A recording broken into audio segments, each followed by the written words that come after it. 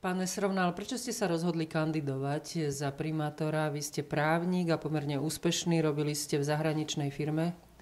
Kandidujem na primátora Bratislavy, lebo som bratislavčan. Tu som sa narodil, som vyrástol, rád hovorím o tých vnemoch, ktoré som mal v okolí centrálneho trhoviska, o tých vôňach štolverku, štajnu a pražiarne kávy, ktorý sme mali pod balkónom. Ale zároveň ma škola a práca zaviedli do zahraničia, študoval som v Spojených štátoch amerických, pracoval som dlho v Nemecku, stal som sa spoločníkom jednej z najznámejších nemeckých advokátskych kancelárií, ale srdcom som stále bratislavčanom a vždy som vedel, že tu chcem žiť. Tak som svoj podiel odstúpil a som finančne nezávislý, zabezpečený a chcem žiť natrvalo v Bratislave, tu chcem vychovať rodinu. Ale keď porovnávam Bratislavu s tými mestami, ktoré poznám, sú to nemecké mestá, tie moderné európske mestá, tak vidím, ako zaostáva. A toto ma ako bratislavčana veľmi trápi, pretože Bratislava je úžasné miesto, má úžasnú polohu, skvelých ľudí, ale amatérske vedenie. Treba začať koncepčne robiť a toto sú dôvody, prečo kandidujem za primátora. V čom si myslíte, že Bratislava zaostáva? Je 25 rokov po revolúcii a keď sa pozriete na mesto, vidíte, že kolabuje doprava, mesto je špinavé ako nikdy a developeri si robia, čo chcú. To výsledok politiky určitého modelu doterajších 25 rokov, kedy sa uprednostňovali krátkodobé politické riešenia pred tými dlhodobými koncepčnými. Keď si zoberieme napríklad Viedeň, mesto odtiaľto vzdialené ani 50 km, tá je dlhodobo miesto s najvyššou kvalitou života v Európe a Bratislava úplne vypadla z tých rebríčkov. Viedeňáci si za posledných 8 rokov postavili úplne novú hlavnú stanicu, kompletne integrovanú. My nie sme schopní za 4 roky sa vyriešiť jednu malú hlavnú stanicu. Takže toto sú veci, ktoré ma veľmi trápia, lebo vidím tú neschopnosť, tú amatérsky prístup a preto navrhujem konkrétne riešenia, môžeme sa k ním dostať potom. Tak poďme k tým konkrétnym riešeniam, ktoré teda sú podľa vás. Najpalčivejšie problémy Bratislavy sú 3, a to je doprava, čistota, výstavba. Doprava je tam najväčší problém, žiadna európska metropola nemôže existovať úspešne bez vyriešenej mobility, dopravy ľudí do mesta, z mesta v meste. Bratislava je jediné hlavné európske mesto, ktoré nemá parkovaciu politiku a nemá nosný kolejový systém. Náš dopravný problém je v tom, že denne príde do mesta 150 000 ľudí zo smerov Šamorín, Pezinok, Malacky. Hodinu a pol čakajú na vstupných radiálach, potom zaplavia mesto svojimi autami. Bratislavčania nemajú kde zaparkovať, všetci sú to frustrovaní. Tomuto bohužiaľ nepomôže nový autobus alebo nová električka, ktorá sa kúpila, to je ako veľmi dobré, ale keď ide z Dolných Honov a z tej 201 napríklad v trolejbuse, tak stojím v zápche, či je ten trolejbus nový alebo starý. Jediné riešenie je bratislavský S-Bahn, mestská železnica, zapojiť železnicu do prepravy ľudí, tak ako to poznáme z Viedne alebo z Prahy alebo zo všetkých európskych miest. Bratislava má 80 km železničnej trate na svojom území a tá je nevyužívaná. A to treba zmeniť. Preto hovorím o S-Bahne, aby železnica privážala ľudí z týchto smerov Šamorín, Pezinok, Malacky na novú hlavnú stanicu. No to je Pezinok, Šamorín, Penec, Senec, samozrejme, však to je ten smer z Malacky. Menoval som tie 3 hlavné osy.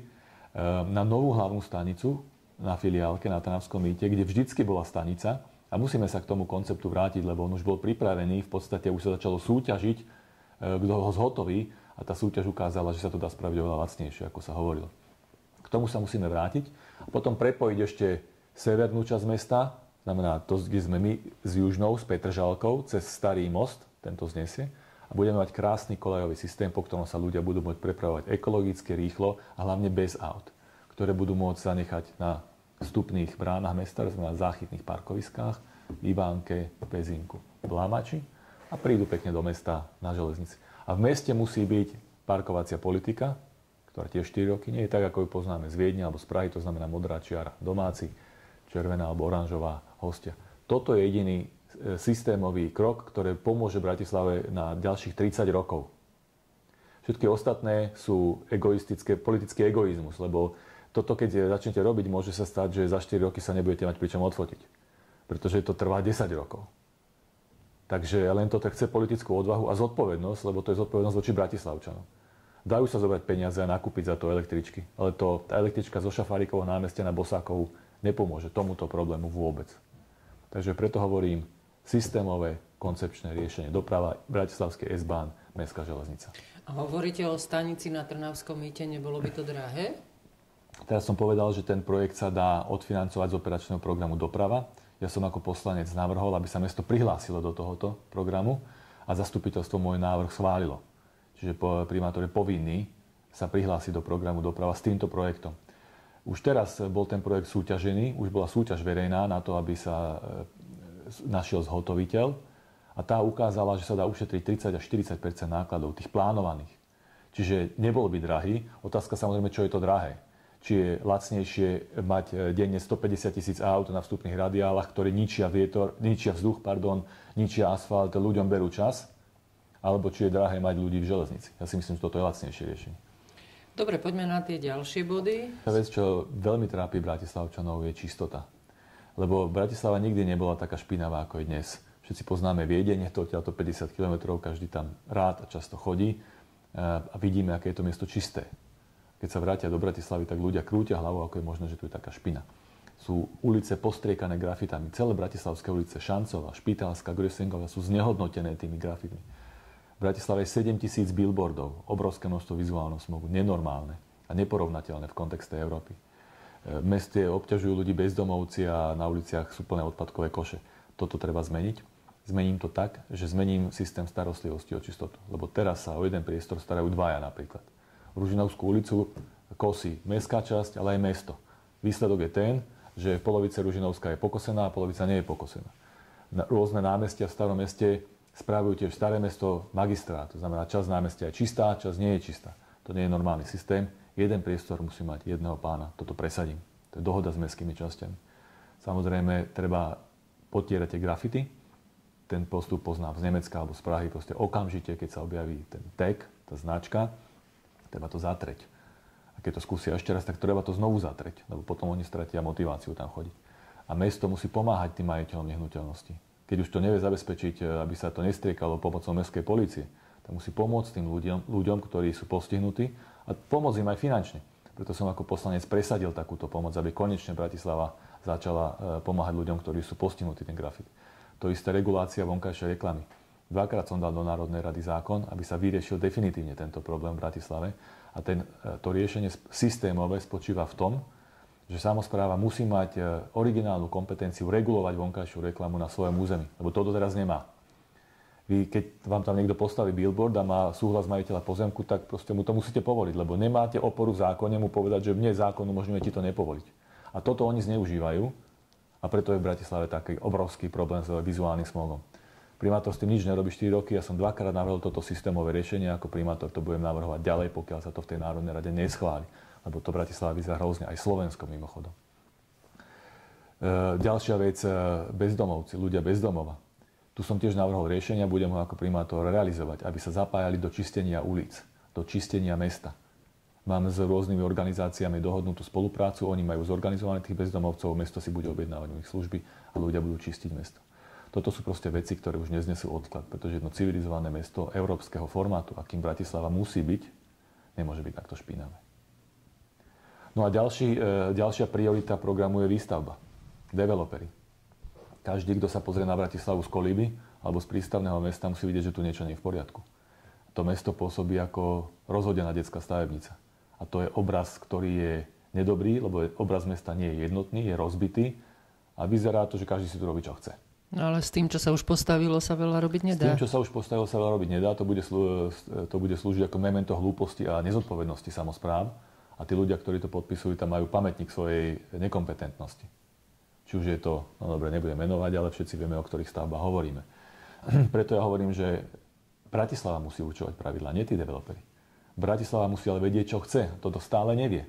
Ja navrhujem, aj presadím a zrealizujem koncept výškovej zástavby.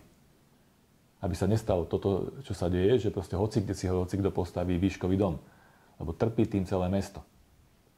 Ten koncept musí byť taký, že Staré mesto 6-7 poschodí, Ružinov, Karlovka, Dúbravka 8, Petržalka 12. Bodka. A ak chce niekto stavať výškové budovy, nech sa páči, tam bude vyčlenené na to miesto niekde trošku ďalej od centra a tam si môžu robiť tieto sociálne experimenty. A nebola by cesta, keby sa posilnili právomoci hlavnej architektke? Cesta ďalšia je zefektívniť výkon toho preneseného výkonu štátnej správy, to znamená stavebné úrady. Bratislava má 17 mestských častí a 15 stavebných úradov. To znamená, že to mesto nevyzerá ako jeden celok, ale ako 15 dedín, lebo každý si hraje na svojom piesočku. To nie je normálne, to treba zmeniť. Musíme mať buď jeden stavebný úrad, alebo 5 maximálne. Ale v žiadnom prípade nie 15. A samozrejme musí byť aj hlavný architekt, ktorý musí mať aj primernú kompetenciu, aj ľudí na to, aj oprávnenie zasahovať do tých vecí, lebo terajší model je také pokračovanie toho predchádzajúceho obdobia, kedy pani Konrád je milá, kompetentná pani, ale nevie sa presadiť, pretože ju nikto nepočúva. A nakoniec jej ani nedali financie na to, aby tam mala ľudí, takže takto to ísť ďalej nemôže. A to zmením. A to sa dá? To sa samozrejme dá, preto všetko sa dá. Lebo všetko ja sa pamätám, že ešte pán Šlachta sa o to usiloval a nešlo to. No, lebo nemal podporu primátora. Lebo všetko ide od tej hlavy. Ale možno aj parlamentu, lebo to je zrejme aj vec zákona, že treba dať do parlamentu, aby sa zmenili kompetencie a aby sa zmenil celý zákon. Napríklad, ale pýtam sa teda, kto má dávať tie návrhy do parlamentu, keď nie je bratislavský primátor. A koľko návrhov do parlamentu náš pán Vtáčnik dal za 4 roky? Ani jeden. Ja sám ako poslanec som dal 3, aby sa riešili bratislavské problémy. Napríklad ochrana vinohradov. Tam som tiež dal návrh zákona poslancom Národnej rady. Ochrana verejných priestranstiev pred tými billboardami. To som urobil 2-krát. Vtáčnik iba chodí a hovorí, že sa nedá. Ale toto nemá robiť primátor. Primátor má robiť a hľadať spôsoby, ako sa to dá. A preto hovorím, že Bratislava 25 rokov po revolúcii už nemôže iba diskutovať a robiť stretávania s občanmi a všetko slúbiť, alebo spomína na to, čo bolo pred 25 rokmi. My už potrebujeme sa pozrieť dopredu. A to je to, hovorím, to je to, čo mi aj ľudia hovoria na ulici. Novú krv tam treba. Novú generáciu a nových ľudí. Lebo dnes žijeme úplne inú dobu. A to, čo títo páni, táto generácia pánov Milanov tu urobila, pán Boh zaplať za to, ale to už nestačí. Lebo Bratislavčania robia takisto ako Rakúšania, ako Nemci, ako Berlíňania, Viedenia tvrdo a nikto im nič nedaruje. Ale oni to isté očakávajú od mesta, že to mesto tiež pre nich bude robiť tvrdo. Ale magistrát nie je servisná organizácia. Magistrát je úrad, kde proste ste sa stratili v úrade, ktorý nekorešponduje s ľuďmi, neodpovedá, roky tam ležia sťažnosti, ale žiadosti, nikto sa s ľuďmi nebaví a to platí od primátora až po posledného úradníka. A na toto predsa nejde, je 21. storočie. Takže preto hovorím, že to treba novú krv a novú generáciu, lebo iná doba. A toto je to, s čím predstupujem pred Bratislavčanov a čo verím, že sa Bratislava preto rozhodne. Lebo to počúvam, odkedy som poslancom, ale počúvam to aj od mája, kedy som v uliciach mesta. A myslíte si, že sa to dá mávnutím čarovného prútika zmeniť všetko? Nič sa nerobí mávnutím čarovného prútika, ale dá sa veľmi veľa zmeniť tým, keď ten primus inter pares, ten primátor, začne riešiť a byť odvážny a predkladať návrhy a nie sa vyhovárať na svojich predchodcov a na nedostatok kompetencií, nedostatok financií, nedostatok podpory. Proste tá hitparáda tých výhovoriek u pána Vtáčnika je veľmi široká. Ale ten primátor musí začať riešiť a predkladať návrhy. A vtedy sa nájdú aj peniaze. A vtedy sa nájde aj podpora, lebo uvidia ľudia, že niečo chcete. No treba mať aj schopných ľudí. A samozrejme treba mať schopných ľudí. Ja som svoj program pripravoval s odborníkmi, medzinárodnými odborníkmi. Či už je to doprava, urbanizmus, alebo tie ďalšie kultúra, transparentná samospráva, financia. To sú všetko ľudia, ktorí sú špičkami vo svojom obore a som pripravený s nimi spolupracovať aj naďalej. Okrem toho, ale ja som začínal ako aktivista. Tiež som s aktivistami a s dobrovoľníkmi. Najprv sme čistili Bratislavu, malovali zastávky, kopali parky, osekávali kríky a kontajnerové stoiská. Ale potom som pochopil, že ak chcem viacej, musím byť aj poslancom, musím mať mandát. A teraz tá istá úvaha, hovorím, keď chcem presadiť všetky tie svoje návrhy, ktoré som už dal, a tých bolo, keď počítam celý klub, čo sme dávali spolu, skoro 100 za 4 roky. Keď to chcem zrealizovať, musím sa stať primátorom.